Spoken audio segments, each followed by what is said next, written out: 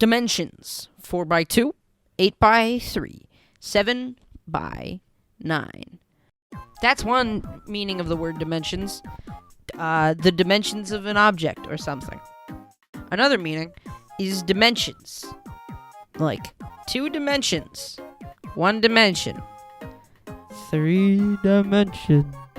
3D images or videos work in many different ways. It might display 2 different images of a red and blue color over a regular image. And putting on a pair of glasses with red and blue lenses takes both of those images and puts them into one, making it appear like the image is popping out or sinking in of the page or screen. This is called anaglyph 3D. And that's what this video is going to be presented in. So if you have those red and blue lensed anaglyph 3D glasses, please put them on now. And if you don't have those 3D glasses, keep watching. It'll just look a little different. Looks kind of wacky, doesn't it? Check this out. Ooh. Whoa. Oh, no way. Whoa, he's moving to the front. Now he's in the back.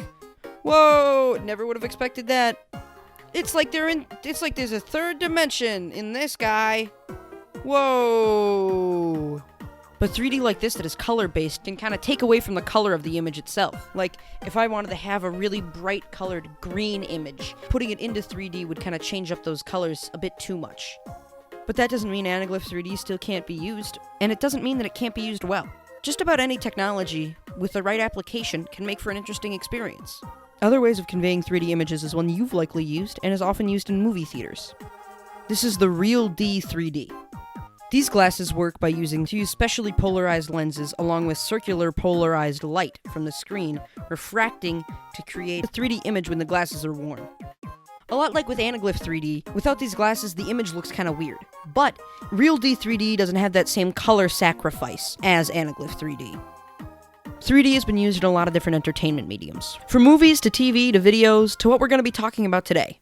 Folks, pack in, because I'm going to be taking you through the history of 3D video games.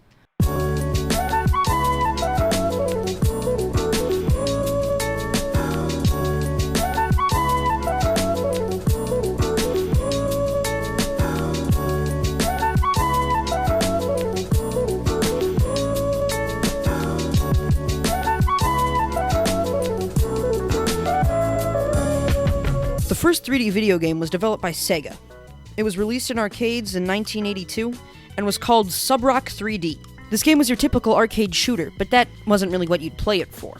The game used a periscope-shaped little eyepiece, along with differently scaling sprites to create a 3D effect. Sega would continue to mess around with 3D by releasing Sega Scope 3D glasses for the Sega Master System. They released in the US in 1987 and cost $50. Adjusted for inflation, that would be about $113 today. And it was only compatible with 8 games. If you want to be on the cutting edge of something, you buy in early. That's how VR worked with the Oculus DK1. It's not the best, and it's going to get better in the coming years, and there's not going to be a lot of games with it, but maybe they'll support it in the future, is, I guess, the hope. And the hope did not pan out for the Sega Scope 3D, as these were the only 8 games that were ever released for it. Over on the NES in 1987, a game called 3D World Runner came out. Again, it suffers from the pitfall that a lot of 3D media has, where it's just 3D, and how does that apply to the game other than it's getting close to your face?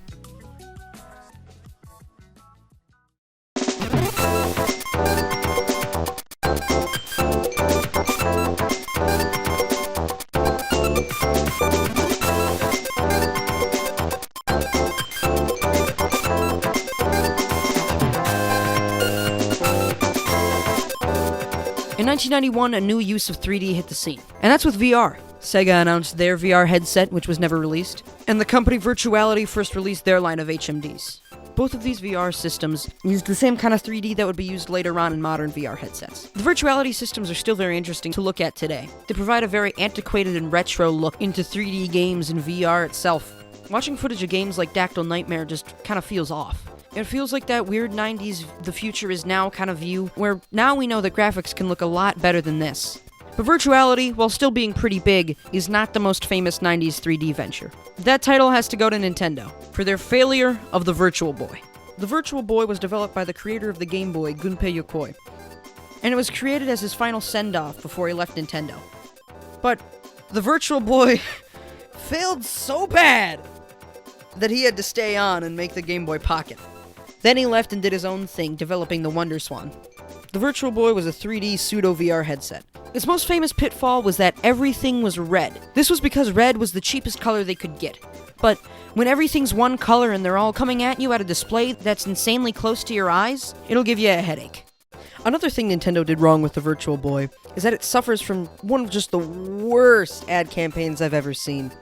You know, like with the Wii U, it was just like 10-year-olds saying, "Mom, we gotta get a Wii U, come on, it's not like the old one, this is different and it's cool, from Nintendo, buy it for $20. This one just scares the shit out of you. This is just what it does. Check out this clip. Check out this clip from an ad. There's only one problem. It needs your eyes. It needs my what? Virtual Boy. See it now in 3D. Oh no. But nowadays, playing some Virtual Boy games through an emulator, like Mario Clash or Wario Land on Virtual Boy, they're still good games. It's not a problem that the games were bad, it's a problem that the hardware itself was not developed enough to be a platform that consumers wanted to use. One of the largest potential usages of 3D in gaming that never saw the light of day was for the GameCube.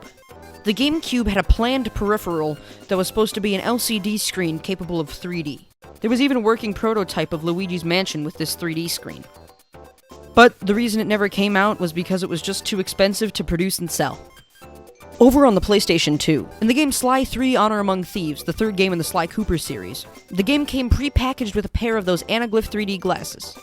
These 3D glasses were themed to Sly Cooper and came on a sheet that you had to put together.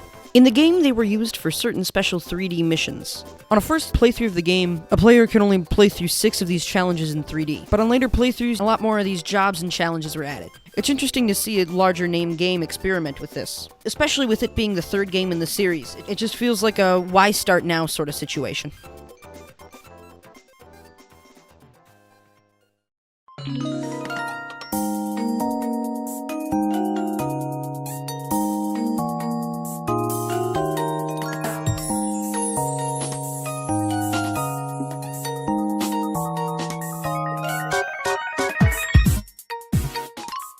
In 2009 and 2010 saw a real resurgence of 3D, with the movie Avatar coming out on December 18th, 2009, being one of the most famous in-theater usages of 3D.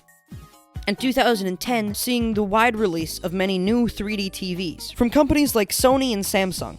Here's an article from January 8th, 2010. CES 2010, the year of the 3D TV. Boy, bet those stayed around for a while.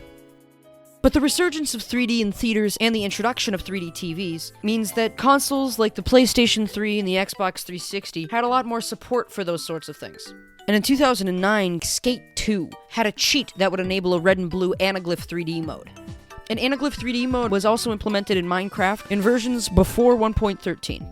It was a part of the super secret settings menu and only really technically counts as 3D. 2009 also brings us the most important use of 3D ever in a video game. And that's G-Force for the Nintendo DS, PS2, PS3, PSP, Wii, Xbox 360, and iOS. This also had an anaglyph 3D mode. And the 3D in the G-Force video game was so important and wonderful and revolutionary that they listed it as a point on the box saying, "Experience awesome 3D in G-Force for the PS3. Blaster." On the Wii, the game Toy Story Mania had an anaglyph 3D mode. Toy Story Mania being an adaptation for the Wii of the California Adventure and Hollywood Studios ride Toy Story Midway Mania. These rides are just kind of a classic ride-along and shoot ride, but it's Toy Story themed. And the game aimed to bring that to people's homes. On the Wii, Xbox, and 360, a game called Attack of the Movies 3D was released. This game came with a pair of red and blue anaglyph 3D glasses, and was just sort of an on-rails shooter game, and had generic movie stuff in it. You know, aliens, monsters, ooh.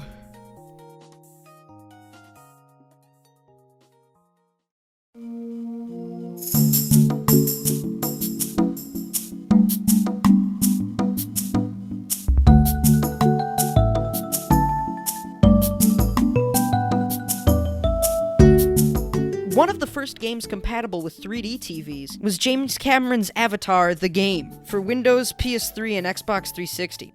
This would use a 3D TV along with the 3D TV's glasses, or however it would get the 3D image to you, to make the game 3D. In 2010, many PlayStation 3 games would start using 3D, including games like Assassin's Creed 3, Batman Arkham City, Call of Duty Black Ops 1 and 2, the Captain America game, Cars 2 the video game, Crisis 1, 2, and 3, and the 2: Wonder Batman Arkham Asylum: Game of the Year: 3D edition for PS3 and Xbox 360 also had 3D TV compatibility.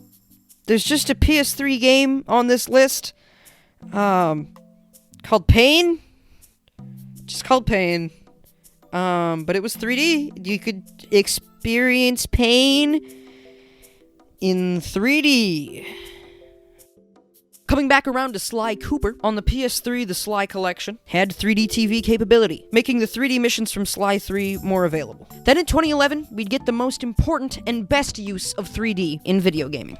This thing did 3D so well. It looked really good, but it didn't need to be always on. And baby, that's the 3DS. The use of 3D on the 3DS was achieved by the use of two multi-angled 3D images, creating a 3D effect. The usage of the 3D wasn't super revolutionary, other than some certain rooms in Mario 3D Land that you would use 3D to get a better look at, but I'm sure everybody who's used a 3DS remembers the first time they ever saw the 3D in a menu or in a game and went, that's totally 3D. Wow. It's the sort of thing that wasn't necessary for the 3DS to be successful. The software that the 3DS had carried the system. But thinking about the 3D of the 3DS, it takes me back to the early 3DS era of Face Raiders and AR cards and Pilot Wings 3D.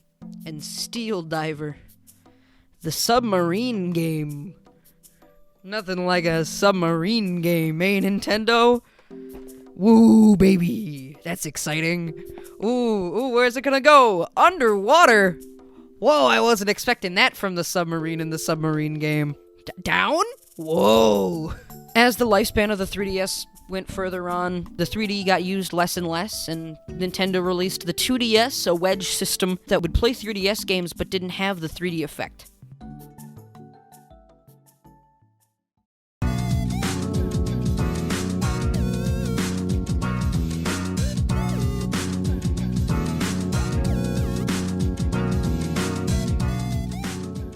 The 3DS was really the last big use of 3D in video games, and there really hasn't been a lot of support for games past that.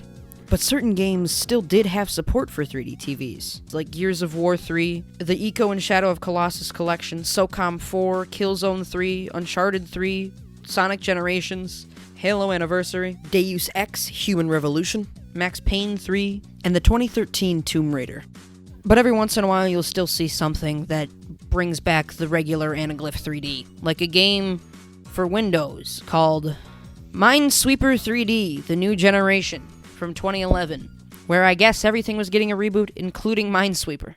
As the 2010s went on, the want for 3D video games kind of faded out, and the larger games that might have 3D support got VR support. There really isn't a need for 3D games anymore. It feels like these red and blue 3D glasses are just long gone. Instead of spending $2,000 on a 3D TV, you might buy a VR headset and use that instead for some games. VR is a lot more promising than 3D is. And 3D really isn't much, but it can still make for an interesting experience.